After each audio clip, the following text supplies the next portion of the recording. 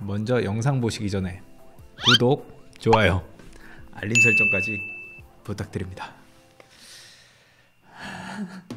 오늘은 신천지에 1년 좀 안되게 있다가 주변의 도움으로 신천지를 탈출해 이제는 신천지 저격수로 살고 계시는 구리 초대교회 김강림 전도사를 만나러 가는 길입니다. 김강림 전도사님은 지금은 이단에 빠져있는 분들을 상담하고 치료하시는 일을 하는데요. 최근에 신천지가 화제가 되면서 이분의 주일 예배 영상이 무려 800만 뷰를 기록하기도 했습니다. 어떤 분들은 이 영상을 보고 교회도 안 다니는데 주일 아침을 순삭시켰다, PD 수첩보다 더 재밌다, 이런 말씀을 하시더라고요. 이 구리 초대교회는 이단에 빠지신 분들을 상담하기도 하기 때문에 원래 평일에도 엄청 바쁘다고 합니다. 이 평일에도 이단에 빠지신 분들이 많이 찾아오기 때문인데요. 하지만 코로나 바이러스가 퍼진 이후에는 신천지 교인들 중에서 코로나 바이러스 보균자가 많기 때문에 현재는 방문 상담을 받고 있지 않다고 합니다. 현재는 모든 상담을 중단하고 전화 상담 정도만 가능하다고 하는데요. 때문에 시간이 조금 남게 된 바쁘신 이분을 만날 수 있었습니다. 지금 만나보시죠. 안녕하세요. 예, 저 김태현이라고 하는데 연락드렸죠. 예, 안녕하세요. 예. 오늘은 최근 굉장히 화제가 됐던 김강림 전도사님을 모시고 신천지에 관한 얘기 들어보는 시간 가지도록 해보겠습니다. 네, 반갑습니다. 저는 구리 이단 상담소에서 사역하고 있는 김강림 전도사입니다. 신천지 관련해서 그렇게 주일 예배, 되게 그냥 단순한 주일 예배 영상일 수도 있는데 그게 굉장히 많은 화제가 됐어요. 그렇게 될 줄은 전혀 사실은 예상하기 쉽지 않았을 것 같은데요. 예, 예상을 전혀 못했습니다. 아무래도 사태가 사태다 보니까 많은 분들이 관심을 가져주셔서 그렇게 된 게 아닌가 싶습니다. 신천지 관련해서 비판한 영상도 이렇게 출연을 하시고 여기서는 직접적으로 상담도 하시는데 뭔가 위협이나 이런 건 없는지 그런 게 좀 많이 궁금해 하시더라고요. 네, 실제로 위협이 여러 가지로 있습니다. 여러 가지 테러라던가 아니면 협박 편지, 협박 문자가 온다거나 그런 일은 옛날부터 있었고요. 그런데 심하지 않은 수준이니까 괜찮습니다. 옛날에 정말 이 사역을 초창기 시작하실 당시에 저희 소장님께서는 실제로 테러도 많이 당하셨죠. 어떤 테러를 당하셨나요? 계란 같은 걸 맞으시거나 아니면 골목길에서 얻어 맞으신다거나 이루 말할 수 없는 테러가 많이 있었습니다. 그럼 이 상담소가 하는 역할은 어떤 건지 그 부분도 한번 설명해 주겠어요? 먼저는 이제 신천지에 빠져있는 사람들을 상담을 통해서 거기서 나올 수 있게 도와드리는 일이 1차고요. 그리고 거기서 이제 신천지에 계셨던 분들이 나오도록 도와드린 다음에 다시 일상생활이 가능할 수 있게 재활치료도 도와드리는 일을 하고 있습니다. 재활치료라고 하면 어떤? 이제 교리적인 치료, 성경 교리적인 치료도 한 3개월 정도 걸리고요. 또 신천지와의 관계를 하루아침에 끊어냈기 때문에 인간관계에서의 치료도 필요하고 또 심리적인 치료 이런 것들을 복합적으로 진행을 해야만 그 사람이 좀 후유증 없이 일상생활로 돌아갈 수 있게 됩니다. 신천지라는 거를 이번 기회에 많이 접하신 분들이, 이번 사건 때문에 많이 접하신 분들이 많은데 이단에 빠지면 어떤 피해를 가장 입는다고 생각하시는지. 기독교적으로 말하자면 영혼을 잃어버리는 거죠. 이단에 빠지면 천국에 갈 수 없으니까 저는 그게 가장 큰 피해라고 생각하고요. 종교를 모르는 분들도 이해하실 수 있게 답변을 드리자면 인생을 잃어버리는 게 가장 큰 피해죠. 가장 중요한 시기에 보통 이단에 빠지니까요. 젊었을 때 학업, 직장, 가족 이런 것들을 이 이단에서의 삶과 병행해서 훌륭하게 가져갈 수가 없어요. 이단에 빠지면. 그래서 그런 것들을 대부분 포기하거나 거기에 이제 소홀하게 되고 결국 인생의 많은 중요한 것들을 잃어버리게 되는 거죠. 그 이단의 치료 방법이 궁금하다는 사람들이 있었는데요. 어떻게 치료를 하시는지. 신천지로 예를 들자면 신천지라는 집단이 얼마나 사기였는지, 얼마나 허황됐는지를 알려줘야 됩니다. 그러려면 집단이 어디서부터 시작됐는지, 그리고 이만희 교주가 숨기고 있던 사실이 무엇인지, 그리고 교리적으로 오류가 있는 부분들이 무엇이 있는지 이런 것들을 자세하게 짚어줘서 이 사람이 그걸 자기 스스로 판단해서 이게 올바른 집단이 아니구나 라고 납득할 때까지 끊임없이 교육을 하는 겁니다. 실제 교리와의 차이 이런 걸 얘기하면 치료가 되는 경우가 대부분인가요? 네, 높은 확률로 치료가 됩니다. 일단 여기 오는 게 그럼 가장 중요한 거네요. 그렇다고 봐야 됩니다. 사례가 한 몇 건 정도 되는지, 치료 사례가 꼭 비단 신천지뿐만 아니라 이단 치료 사례가 몇 건 정도 되는지. 저희 상담소만 해놓고 보자면 지난 10년간 상담소에서 직접 치료가 진행된 사람이 예. 한 5, 600명 정도 되고요. 전화로 저희가 상담해드려서 신천지에서 나올 수 있게 도와드린 거는 한 4,000건 정도 됩니다. 이 신천지 말고도 위험한 다른 이단도 많이 있잖아요. 어떤 종교가 대표적으로 좀 위험하다고 생각하는지. 지금 국내에서요? 예. 아무래도 하나님의 교회, 그리고 또 여호와의 증인, 예. 요즘 한창 뜨고 있는 뭐 동방번개 다양하게 있습니다. 그런데 제가 이제 신천지 위주로 공부하다 보니까 예. 다른 이단에 대해서는 전문적으로 말씀해드리기가 어려워요. 또 몇 가지 질문을 받았는데 그 중에서 하나가 뭐 썰이라고도 하죠. 커뮤니티에 올라온 게 포교가 있다. 그게 실제로 진짜 존재하냐 이런 질문이 있는데 그게 진짜 실제로 있는 건가요?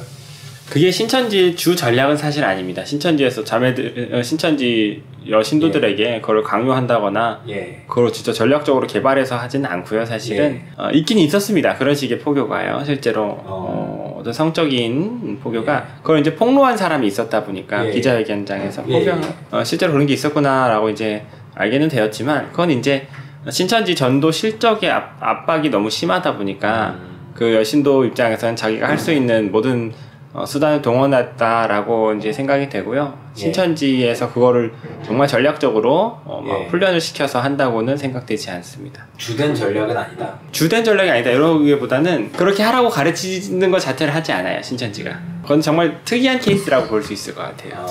그리고 이제 신천지 교리가 어떻게 거짓인지 뭐 준비해둔 자료를 보여주신다고 뭐 이렇게 말씀을 하셨는데 어떤 자료를 보여주시나요? 뭐 이만희가 여자가 막 바뀐 썰 이런 걸 보여주신다. 바뀐 이야기. 근데 그런 걸 보여주시는 건가요? 그건 이제 제가 강의할 때 이제 사람들에게 흥미를 느끼게 하려고 한 거고, 사실 그런 거는 이만희 교주가 여자가 바뀌었다 이런 거는 실제로 그렇긴 하지만 신천지인들에게 그렇게 큰 데미지를 줄 수 있는 도구는 아닙니다. 조금 더 이제 신천지인들에게 큰 데미지를 줄 수 있는 상담 자료는 저희가 극비로 운영하고 있습니다. 왜냐하면 그게 한번 노출이 되면 신천지인들이 그거에 대한 역반증을 교육을 해서 효과가 사라집니다. 신천지는 이제 전도하는 게 영업같이 이렇게 전도를 하잖아요. 여러 명이서 이렇게 몰려가서 하거나 혹은 길거리에서 말을 걸거나. 그런데 내성적이거나 거짓말을 잘 못하는 사람들은 거기서 어떻게 전도를 좀 하나요? 그래서 그런 사람들이 처음에는 신천지에서 전도 실적이 좋지가 않을 수밖에 없습니다. 결국 그런 사람도 외향적으로 어떻게든 전도를 하도록 훈련을 시켜 놓습니다. 신천지가요. 훈련은 어떻게 시키나요? 둘씩 짝지어 놓고 계속 그 말이 줄줄 나올 때까지 연습을 시킵니다. 연기 훈련도 시키고. 그런 신천지에서 그런 연습이나 경험도 다 해보신 거네요? 그렇죠. 이제 센터에 있을 때 전도 교육을 받으니까요. 신천지 내에서의 분란 같은 건 없나요? 어쨌건 사람이 모이는 곳인데 그렇게 끈끈하게만 있을 수는 없고 뭐 싸우거나 이런 것도 없나요? 뭐 있을 수 있겠습니다만은 막 거대하게 당과 당이 어떤 전쟁을 벌이는 경우는 없다고 봐야 됩니다. 한 달에 뭐 4번 붙잡혔던 사람도 있다. 지나가다가 뭐 한 달에 10번 붙잡혔던 사람도 있다. 왜 나만 붙잡냐? 혹은 호구같이 생긴 사람이 있냐? 뭐 이런 질문도 있는데 실제로 뭐 얼굴을 보고 이런 식으로 좀 하나요? 조금 그런 부분도 사실 있긴 합니다. 이제 호구 같은 사람을 잡는다기보다는 이제 아무래도 인상이 선한 사람, 그리고 대화가 잘 이제 될 것 같은 사람 위주로 이제 그걸 하도 하다 보니까 이 사람들이 금방 감을 잡는 거고요. 무엇보다 혼자 다니는 청년이 1타겟이고 혼자 다니는 주부님이 2순위 타겟인데 아마 그렇게 여러 번 잡혔다고 하신 분들은 번화가를 혼자 다니게 되는 동선이 많지 않았을까. 그렇게 혼자 다니는 청년이 1타겟 이런 걸 교육도 시키는 거예요, 그런 부분을?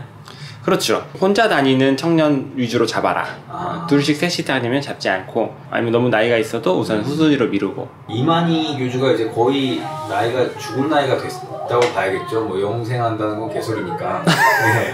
그렇다면은 앞으로 신천지는 어떻게 될 것인가가 궁금하다는 사람들이 많더라고요.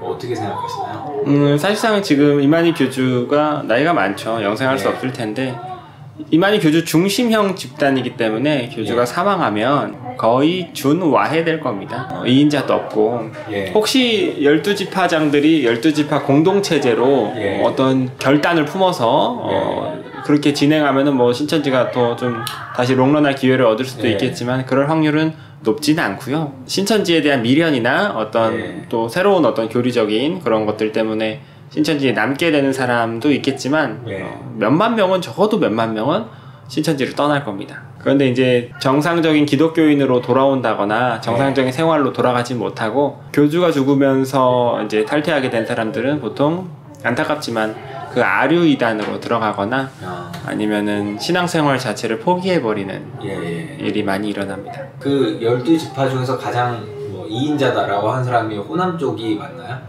광주 베드로 지파. 네네. 거기 제일 크다고 하던데. 예, 맞습니다. 그 사람이 뭐 후계자가 될 가능성은 뭐 그렇게 높다고 생각해서는 않습니다. 그러기는 어렵고요. 신천지 전체 후계자가 되기는 어렵고 베드로 지파 자체를 뚝 떼고 나갈 수는 있대요. 나갈 확률은 어느 정도 있죠. 워낙 거기가 규모가 크니까요. 네, 또 굉장히 독립적인 지파입니다. 독립적이라면 어느 부분이 좀 독립적이라고? 타 지파에 비해 신천지 총회와의 관계가 깊지가 않아요. 이만희 총회장과도 어느 정도 독립된 부분이 많고. 신천지의 분포를 보면은 그 지도 같은 거, 자료 같은 거 보면은 호남 쪽이 제일 많고 규모가 라고 보여지는데 왜 경북에서 이렇게 많이 터지나에 대한 궁금증을 얘기하시는 분들도 있는 것 같은데 어떻게 생각하시는지. 이거는 솔직히 말씀드려서 경북이 운이 없었다고 할까요? 근데 이렇게 호남에서도 얼마든지 터질 수 있었고요. 만약에 호남에서 터졌다면 더 큰 피해가 됐을 겁니다. 그냥 규모가 더 크니까요. 네, 그냥 경북에서 터졌던 거죠. 제 생각에는. 대구 경북에서 진짜 몇 천 명 단위로 나오는 거 보면서 사람들이 그 안에서 뭐 무슨 일이 있냐 도대체 뭘 하길래 그렇게까지 감염 전파력이 그렇게 강하냐 이런 얘기도 있는데 농담 삼아 하는 얘기겠지만 어떤 뭐 질문에는 뭐 예배 시간에 키스 타임이 있나요? 뭐 이런 질문이 있는데 그렇진 않죠. 근데 왜 그렇게 뭐 빨리 전파된다고 보시나요? 예배의 어떤 특수성이 있나요? 네, 이 부분에 대해서는 아마 많은 신천지 전문가분들께서 여러 차례 이야기를 했을 겁니다. 다닥다닥 붙여서 좌식으로 앉아서 하는 예배 형식이 있는데 그게 굉장히 좁은 공간에 어마어마하게 많은 사람이 들어가는 형식의 예배라서 뭐 어떤 감염병이 전파되기 너무 좋은 환경이고요. 예배 중간중간에 아멘 하고 큰 소리로 외치는 어떤 신천지식의 어떤 의례가 이제 전통이 있는데 그게 매우 중요합니다. 아멘 하고 외치는 그 목소리 크기로 경쟁도 하고 그러다 보니까 이게 이 비말 감염이 벌어지기가 너무 좋은 상황이기도 하고 또 신천지는 그런 커다란 예배에 대한 출석이 굉장히 중요하기 때문에 한 사람도 빠질 수 없고 그리고 그 예배 외에도 다양한 모임이 아주 잦은 모임이 있는 형식의 종교 집단이다 보니까 감염병이 한 번 발생하면은 무자비하게 퍼질 수밖에 없는 그런 환경이었던 거죠. 어제 기자회견이 굉장히 화제가 됐는데 어떻게 보셨는지 궁금해요. 저희 목사님께서 SBS에서 하셨던 말씀과 거의 입장이 유사합니다.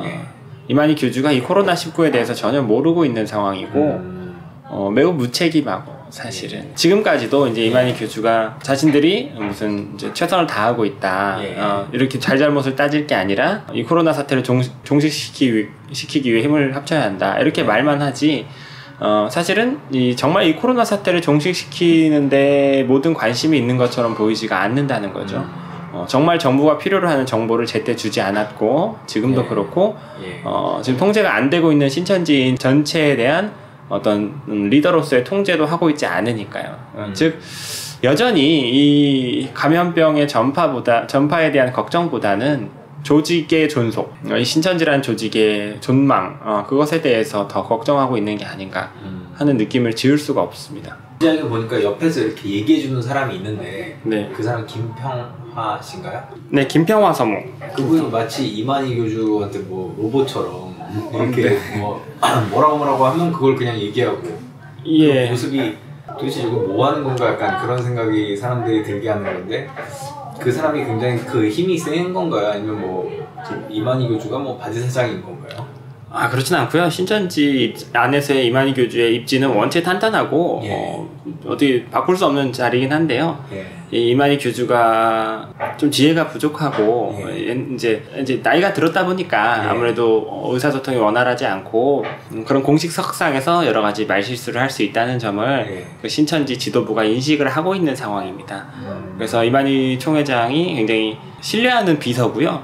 그 김평화 서무는 그래서 옆에서 이만희 총회장이 실수하지 않도록 여러 가지로 도와준 건데 사람들이 보기에는 거의 로봇 수준이었겠죠. 이걸 통해서 우리가 알 수 있는 건 이 이만희 총회장이라는 사람이 정말 대단하지 않은 사람이고 여러 가지 상황이 맞물려서 그 사람의 능력에 과분한 집단이 그 사람 손에 들어갔다고 봐야죠. 이만희 총회장이 차고 나온 시계가 또 엄청나게 화제가 됐습니다. 네네. 박근혜 대통령, 전 대통령의 시계를 차고 나왔는데 어떤 의도가 있었다고 보시나요? 글쎄요. 또 어떤 사람들께서는 이만희 총회장이 예. 그 박근혜 이제 전 대통령을 예. 지지했던 그런 정치 계파의 사람들에게 보내는 어떤 무언의 메시지다. 예. 우리가 남이 아니지 않느냐. 예. 뭐 이런 메시지로 받아들이시는 분들도 계시던데 저는 뭐 정치적인 입장을 함부로 얘기하기 어려우니까 예. 모르겠고요. 그냥 개인적인 추측으로는 이만희 총회장 입장에서 자기가 이 정도로 대통령의 어떤 긍정적인 관심 그리고 국가로부터의 어떤 인정을 받는 사람이었다. 내가 이 정도 취급을 받을 사람이 아니다. 내가 사실은 국가를 위해서 여러 가지 좋은 일도 하고 있는 사람이다. 나는 당신들의 적이 아니라 당신들 편이다. 이런 어떤 메시지를 보여주기 위해서 노인의 입장에서 생각해보면 그게 굉장히 자랑스러운 시기였을 거라고 생각을 해요. 대통령에 의해서 받은 시기에. 그러니까 그게 이 정도로 내가 지금 국가의 취급을 받는데 사실은 그렇지 않다. 나는 국가에 협조적이고 국가로부터 인정받았던 사람이다. 라는 그런 심리가 아니었을까라고 저는 생각하는데 뭐 확실하진 않죠. 실제로 그런 정재계 인사들도 뭐 관련이 있지 않냐 이런 의문도 있는데 실제로 관련이 좀 있다고 생각하시나요? 네, 있다고 생각하는데 함부로 이야기해드리기는 어려울 것 같아요. 실제로 있습니다. 그 아주 유명한 사람도 있나요? 뭐 어느 정도 있습니다. 근데 일반적으로 생각하기에는 뭐 그런 정도 유명한 사람이면은 안에 내부에 있는 사람들이 이렇게 얘기를 해줘서 좀 알려지지 않았을까 이렇게 생각을 하는데 그 뭐 어떻게 철저히 감추고 있는 건가요? 그렇다고 봐야 됩니다. 그게 이제 뭐 특정 정당과 관련이 있다고 보시는 건가요? 글쎄요. 그거는 이제 제가 함부로 이야기 드리기는 네. 어려울 것 같고 모르겠습니다. 그거는 더 전문적인 자료를 가지고 이야기를 해야 될 것 네. 같아요. 그런 자료는 아마 저희 목사님이 더 잘 아실 겁니다. 헌금을 어떤 식으로 걷는지 궁금하다고 하시는데 뭐 교회처럼 11조를 하냐 아니면 뭐 자발적으로 내냐 뭐 이런 얘기가 있는데 어떻게 내는지. 교회처럼 내는 헌금도 따로 있고요. 이제 예. 11조와 주일 헌금 예. 그런 거 외에 여러 가지 이제 신천지가 돈을 착복해내는 그런 방법들이 있습니다. 전도를 못하면 벌금을 낸다거나 예. 아니면 성전을 건축하면 내 자리 마련 헌금이라고 뭐 한 사람당 얼마씩 낸다거나 아니면 행사할 때마다 한 사람당 뭐 10만 원씩 내라 한다거나 아니면 이만희 교주의 설교 CD를 한 2만 원에 판다거나 여러 가지 뭐 방법들이 있습니다. 이만희 교주 CD를 2만 원에 파는 거는 뭐 어떤 의미가 있는 건가요? 아니죠. 그게 이제 사실 MP3 파일로 줘도 되고 DVD로 줘도 예. 그냥 영상 파일로 줘도 되는 시대인데 예. 굳이 CD로 구워서 예. 원가 몇백 원 안 하는 걸 예. 2, 3만 원에 파는 거는 그야말로 돈벌이죠. 포교를 못하면 벌금을 내야 된다라고 하셨는데 그 벌금이 어느 정도 되나요? 늘 그랬던 건 아닌데 2019년에 한 번 그런 일이 있었습니다. 예. 2019년 1년 동안 전도를 한 명도 못한 사람 1인당 110만 원씩 벌금을 내라. 그런 일이 있었고 실제로 많은 사람이 벌금을 냈어요. 왜 110만 원인가요? 부가세 별도인가요? 아닙니다. 이제 100만 원과 10만 원이 나눠져서 내는 겁니다. 지파와 총회로 나눠서.